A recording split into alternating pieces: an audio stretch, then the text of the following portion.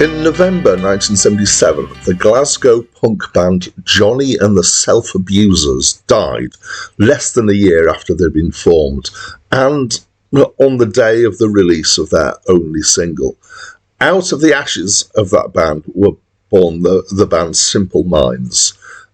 They quickly settled their membership, they started gigging and recording music, and they're still going 40 plus years later. At one point, they were the best-selling Scottish band, so the best-selling Scottish band of the 80s, apparently. 60 million albums worldwide, and they still have two of their original members. They have Jim Kerr, who's the singer and the lead guy, and Charlie Burchill, who's the guitarist. And those two have known each other since the age of 8. Their first album was released in 1979, and their 20th album was released in 2022. Hi, my name's Dan. So this was the 7th album by Simple Minds, and it was part of their mid-80s rise to absolute hugeness.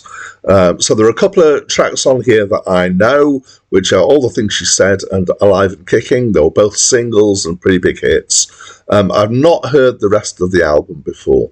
And if I were to describe it, and I need to, because that's part of what I'm doing here. I think my best description is that they're very, very like U2, or like U2 were around that time. So let's kind of break that down. There's a strong voice with a slight wildness to it. There's a jangly guitar that sounds quite like U2. There's similar chords and tunes, and just the intonation and the way that he sings all reminds me of U2, and it did at the time, and it still does now. I think that they are doing a good job here in jumping into that market niche, effectively. The thing that's possibly a bit different is that maybe they've got a bit more use of keyboards in here than U2 did at this time. So it's kind of its big 80s stadium rock.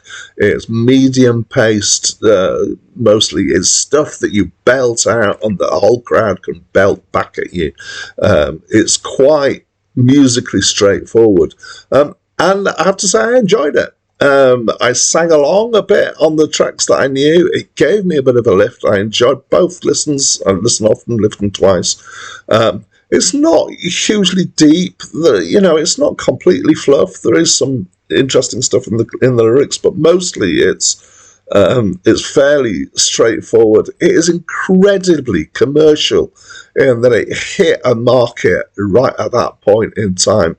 So it sold well. It works well. I would say my favourite song is probably the least typical song. That's often the case with me, actually.